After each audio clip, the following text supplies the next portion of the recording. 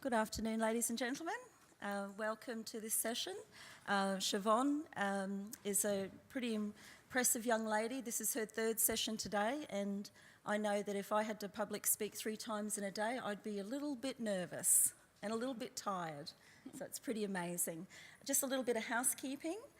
We have interpreters Mike and Amy today. I'm not sure where Amy is, but this is Mike and here's Amy. So if you need interpreter service, if you make your way to the front, that might be more comfortable for you. The session is being filmed today, so that will be available on the conference website in about a fortnight's time.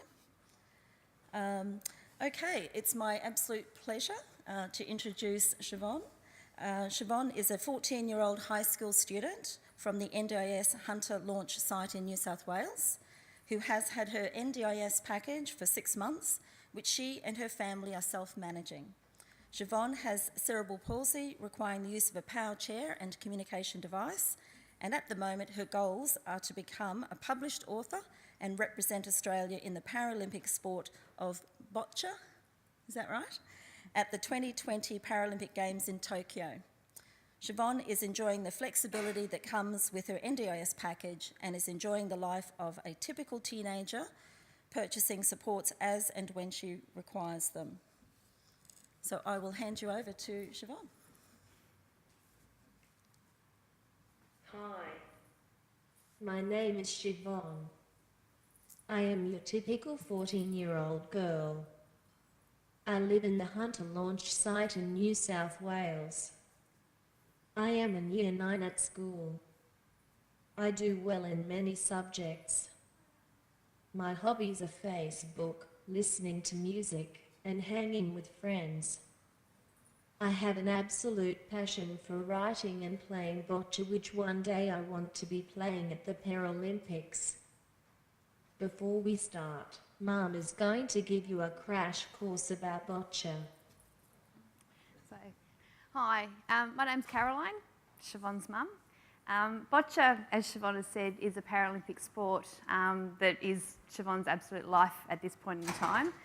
But in addition to that, and I guess for us as a family, it's given, being a Paralympic sport, Paralympians are classified based on their functional abilities.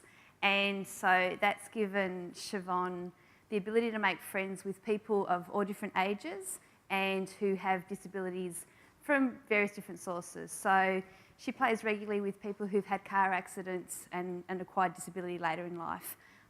People who have had other accidents that have occurred later in life to acquire their disability, which then comes to funding sources and the amount of compensation and things that they've received, as well as people who have degenerative conditions, where the degenerations either occurred during their teenage years or their childhood years or later in life as an adult. So not only have we, I guess, met a lot of people, but due to those differences in funding sources, so whether it's a compensation through a car accident, where people are then encouraged to still go out and purchase their own homes and use their own supports and determine the type of life that they would like, and there has traditionally been that funding behind that, or somebody who has lived a relatively full working life before their degenerative condition has approached, and again they have a very certain outlook on the whole disability sector and supports that they would like to use. So they have influenced, I guess, Siobhan and us as a family, so that when the NDIS came in, it was a lot, I guess we had a broad range of experience and people that we could speak to about how we could handle things and do things and manage things in different ways. So Siobhan's going to, I think, flick to a little clip here. She's the little star in the bright yellow shirt, and this was done at the 2012 Bocce Australian National Titles a couple of years back.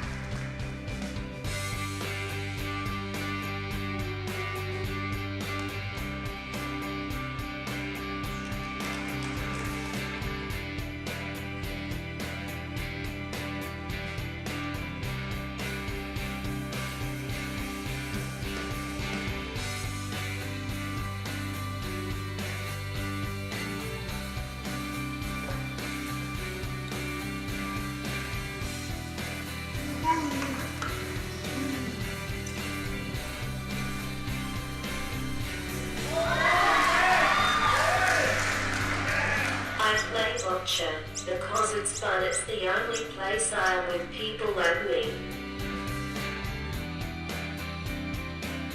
It makes me feel really good.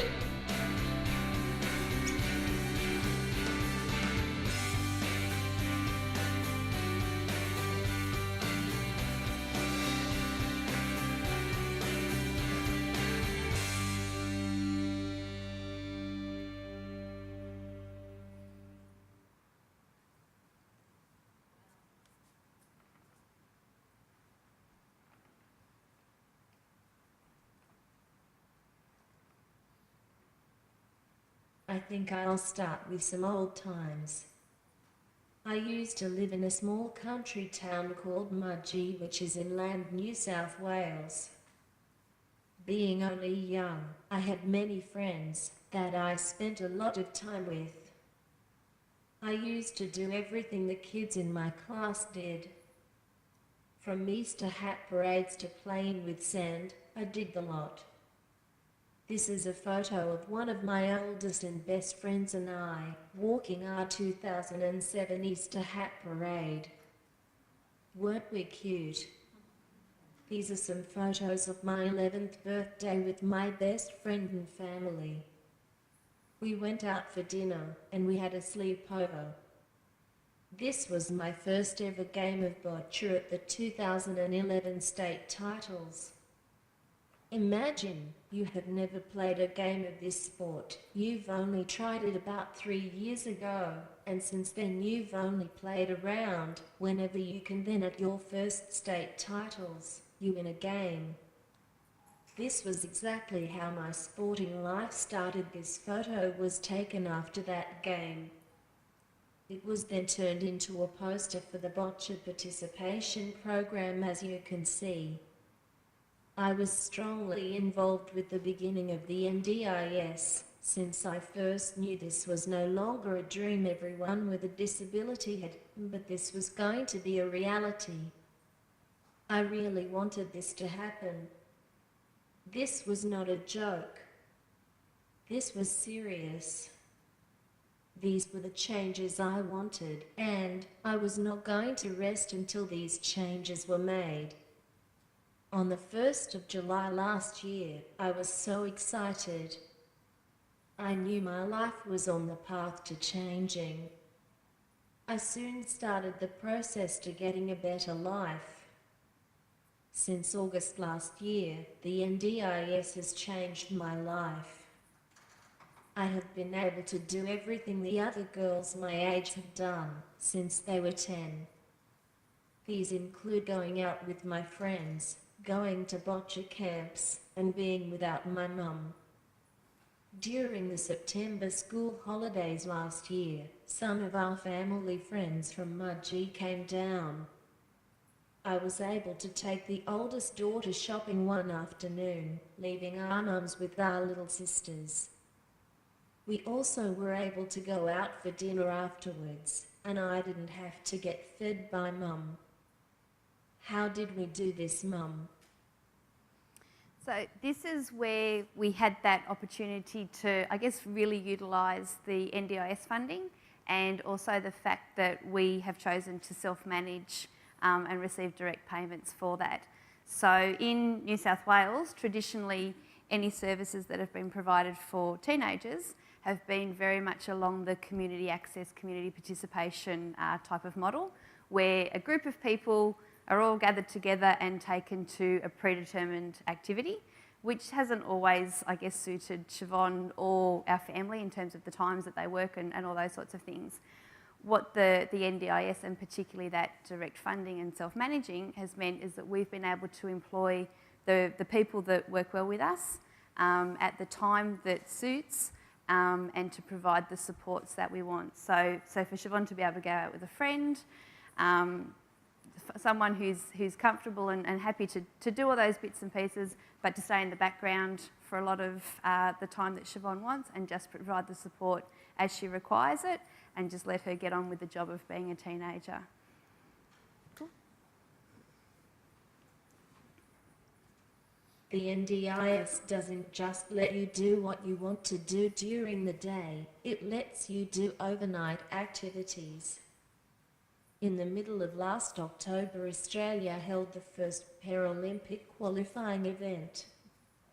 I got to go watch and also get 24/7 care for 5 days, leaving Mum to do the work she had to do without having to care for me.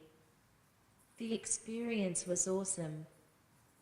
Just recently I have started to train up a new ramp assistant to help me play bocce.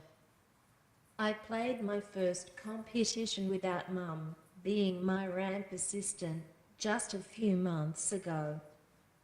It was good for both of us. She actually got to watch me play, not that she did that much, because she was working. My life is still changing as we speak.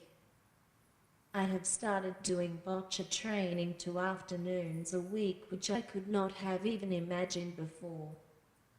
It's just the small things that have changed that make me realize how many years I have essentially not lived. I'm sure if you asked my mum, you would get the exact same answer. And look, and that's, I guess that's part of that relationship, is that with being able to self-direct the supports that we're using, I'm now able to be a mum. I don't have to be that carer sort of role as much, and I don't have to fit in with the system and take whatever supports have just been offered. We can actually use what works with us, what makes a difference within our lives. And Siobhan thought she'd leave plenty of time to open up for questions. It's always, I guess, hard to choose, being such a new thing, what questions that people do have. So if you have any questions for either Siobhan or myself, we will have a crack at them. And if it's aimed towards both of us, Siobhan will let us know which one gets the dibs on answering. Hi Siobhan, can you just talk to us a bit about the intake assessment and eligibility process of actually getting to where you are today? I get all the boring technical ones, hence the hit off to the side. And I agree, One Direction do so. So I guess that there's a few questions in that sort of one. So the intake process for Siobhan was, I guess, quite easy. In that we lived in the Newcastle local government area, so automatically we were in the trial site. Siobhan obviously has that level of disability that makes it, I guess, quite obvious that she is going to require some level of support. And so that very first initial intake process through the computer, like My Access Checker or whatever I think it's called, was very simple. She popped out, yep, you're going to be eligible. So that one was quite easy. So it's intake, then the assessment process. We signed the consent and just basically let the agency go and grab whatever reports they required. We had no dramas doing that, and it saved us, I guess, going through that process time and time again and answering all those questions time and time again. So that was, again, very, very easy for us. Going through the next part was then the actual planning sort of process and all those sorts of things. Siobhan has some, I guess, very, very clear goals and objectives that she wants to achieve in life. Most of those revolve around the 2020 Paralympic Games in Tokyo, which are about 2 to 3 years after she's due to finish her higher school certificate, which is that end of schooling qualification in New South Wales. So when I was in the room when Siobhan was talking to her planner, but I was not particularly actively involved in the conversations, other than to, I guess, sort of say my overarching sort of thing is, as long as Siobhan gets to experience being a typical teenager, that was my main sort of goal. So Siobhan sort of sat down with the planner and talked about her goals around the 2020 Paralympic Games, finishing her education, because she knew that she wants to go to uni, but she's not necessarily going straight to uni because she wants to focus on the bocce, getting a good enough mark that she'd be eligible for a later entry was all of her sort of thing around that. And then the other ones were around being as independent as possible, getting away from mum, which she was only 13 at the time, so typically age appropriate, exactly what it should have been. And while there was every part of me that goes, yes, yes, yes, there's also that little bit of mum that goes, no, no, no. But it was her plan and she gets to do what she wants with that little part of it. And being able to hang out with friends and maintain those friendships at school. And all the, I guess, those social opportunities that happen outside of school with that. So there was times like Siobhan, she can go out shopping with her friends and to the movies. She'll need a bit of assistance during the day with eating lunch, but not a great deal else if she's with some people that know her well and trust and are not just going to leave her if a battery dies. Siobhan's biggest thing is if a battery runs out, she's a little bit stranded. Just being able to use that flexibility through the plans to purchase those supports for those bits and pieces was a vital thing that she wanted built into her planning sort of process. And yeah, once you get to know Siobhan, you'll know that I don't have much of a say when it comes to any of those sorts of things. So, for Siobhan and for us as a family, it was quite an easy process to go through.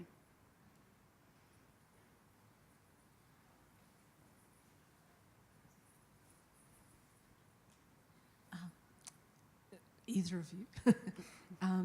I'm just wondering about, did you have, I think from Siobhan's talk, you said that you did have some basic support before the NDIS? We had, can I do this one? I guess we knew that the NDIS was due to come in and we weren't sure what the eligibility criteria would be. So we lived in Mudgee, so a rural area, and moved to the Newcastle local government area about 4 years ago. So well and truly before the NDIS was determined or any of those sorts of things. We did pick up some services when we first moved to Newcastle. However, because the property that we were renting at the time was not particularly wheelchair accessible, the services that we got in were around showering. However, we didn't really have room for a hoist. The shower wasn't particularly accessible, and there was a whole lot of, I guess, occupational health and safety issues with the staff around being able to get that service properly installed and being able to be used. So I negotiated essentially to keep about half an hour a week. So they would come in, basically get Siobhan dressed. I'd then get her out of bed, and they'd sort of help pack a lunch, and that was it. So we figured that was probably enough that if you had to be part of a service, we were still technically part of a service. Otherwise, yeah. So if the plan, the stuff you did through NDIS then, was it a transiting of that, or were you given an option to buy those services? I'm just unclear how it works. How you link the old service to a new service, or do you have to get rid of the old service? Or? As the way I understand that the transition happens, so in the Hunter launch area, a lot of the agencies were transitioning by service provider. Because we had such a small amount of time, we actually had insisted that we had the same staff member each time. So we had one person 1 week and one person the second week. They work on a 2-weekly roster. One of those ladies went off on sick leave and was never to return. So we'd sort of gotten down to this once a fortnight. And just around the time that the NDIS was about to come in, the one lady that we did have got married and went on an extended leave. So we actually had nothing in place at that point in time when it went through. So whether that worked in our favour, I'm not 100% sure. But at that sort of cut-over date, we were, I guess, officially on a waiting list, not actually receiving any sort of services at that point in time. So we didn't need to wait for that cutover, so literally knocking on the door on like the 1st of July going, please let us in, what can we do? And so we didn't go through that sort of transition process, but my understanding is that most of the people who are going through are going by, I guess, their key service provider. And then it depends on, once they get their plans, how they determine to manage them and how they decide. So if you don't want anything to change and you're quite happy with it, it's almost a behind-the-scenes occurrence, and nothing does necessarily have to change. However, if you're not happy with them, or you choose to self-manage part of your supports, or whatever, like there's a multitude of options that you can take, you can then say, "No, excuse me, I've now arranged for this particular person instead," and just make the change through. So, yeah.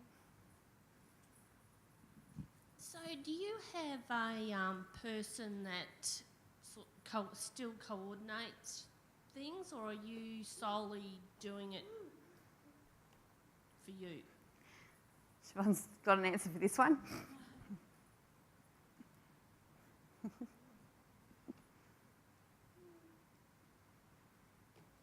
Mum does it all. So yes, Siobhan has someone who does it. Yeah. That would be me. Look,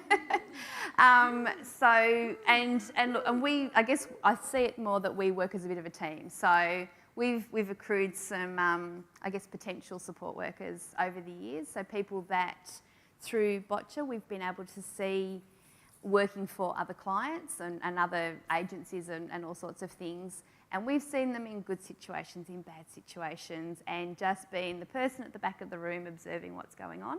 A few of them, there is not a chance that we would ever go anywhere near them, but there were certain ones that stood out that if we ever got the chance to employ somebody, we would snavel them in a flash. And if it ever looked like we were going to lose contact with them, I would be there going, "Excuse me, at some point in time, we may be able to employ you. Do you mind if we give you a call?" So we've got about 10 people when we actually went through the end, I rang them all and said, "Okay," and there's a couple whose lives have moved in a different path and weren't able to take up, a couple who are very keen that we haven't just had a chance to get on board yet, and a couple who have started with us straight away.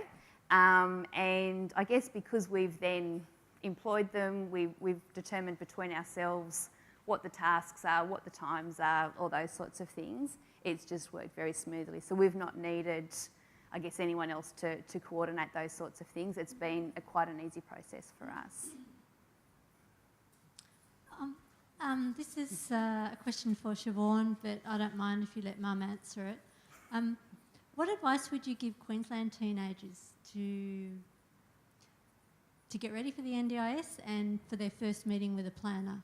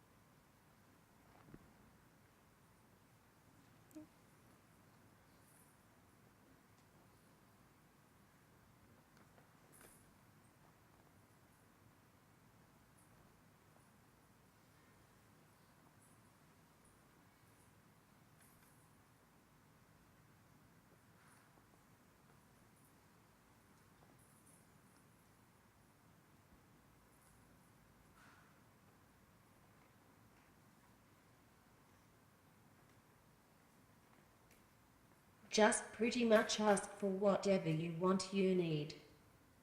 Hanging with friends, going out, having fun, pursuing your passions. So yeah, I think the pursuing your passions is probably that key one. Work out what it is you want to do, and yeah, have those, I guess, the baby steps that Siobhan was referring to in the last session, and work out how you're going to get there. I'm interested in how the NDIS worked with school and how whether the support that Siobhan was receiving at school changed, and if it did, in what way? So Siobhan looks like she's having a crack at this one, so I'll let her go first, and then I'll fill out some more details if needed. Ladies and gentlemen, after this question, we've probably only got time for one or two more, and then it's afternoon tea, upstairs and downstairs.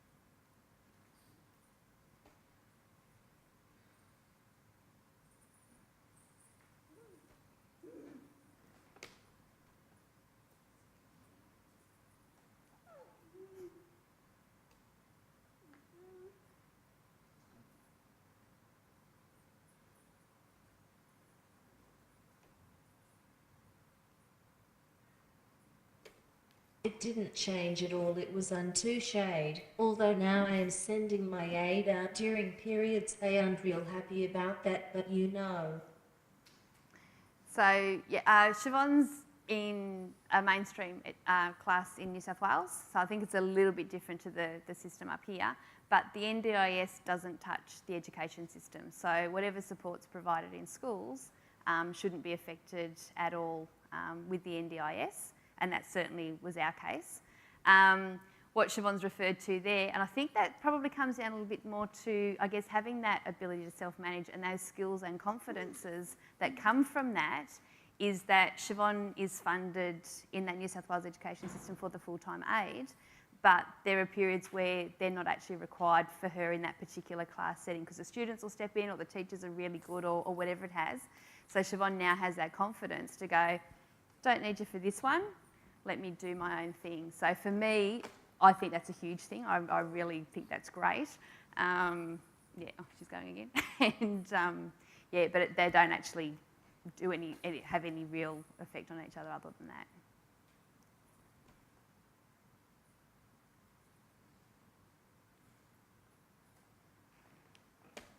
I just started that this week, it's awesome. So you've just realised that you can, yeah. So 6 months of being able to, I guess, self-manage supports in other areas of her life. She's now got the confidence to do this, and I have to admit that's the first I've actually heard of it. So, yay! It's all right. It's good.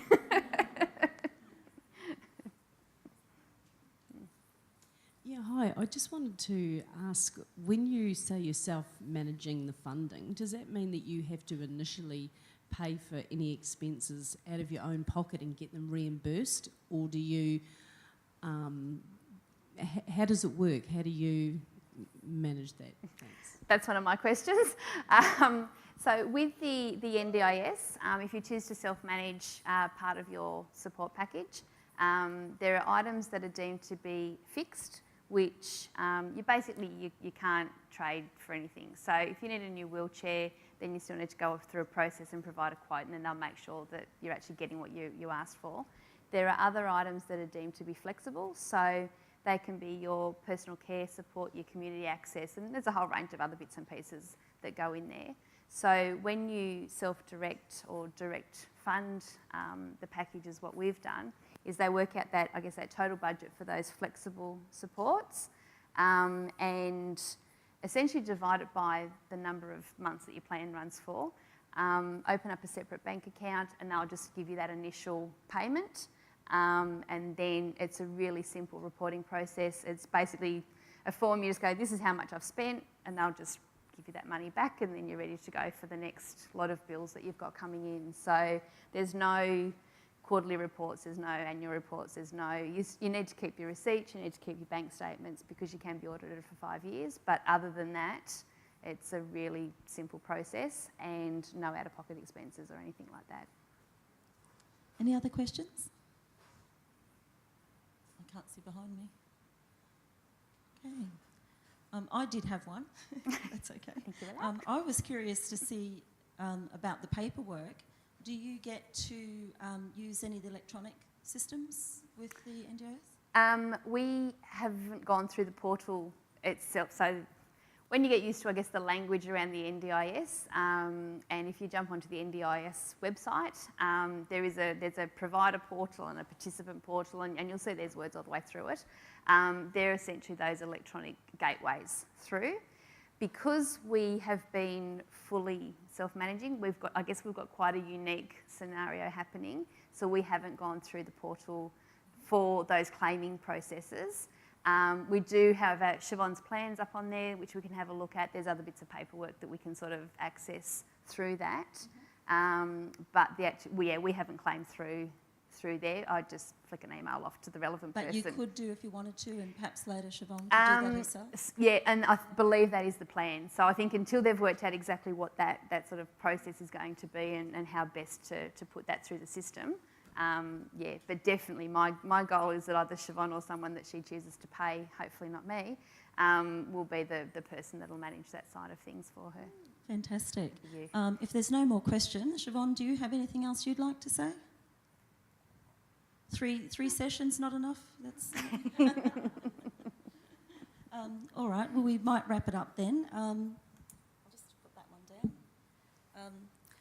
I was asked to make a comment after today to see what I thought, and I think the thing, apart from the fact that I started to tear up a bit on the presentation, was that it's really the small things that make the big difference, and Siobhan's life is a testament to that. And I wish you all the very best success, Siobhan, with your boccia, and I'm sure you'll do extremely well. And I also apologise to Carolyn, I didn't actually introduce you when we started. I'm just here supporting. It's all good. But you're a very important person, obviously, and I think you're doing a fabulous job. Wouldn't you agree, everybody? So thank you very much, and that's wonderful.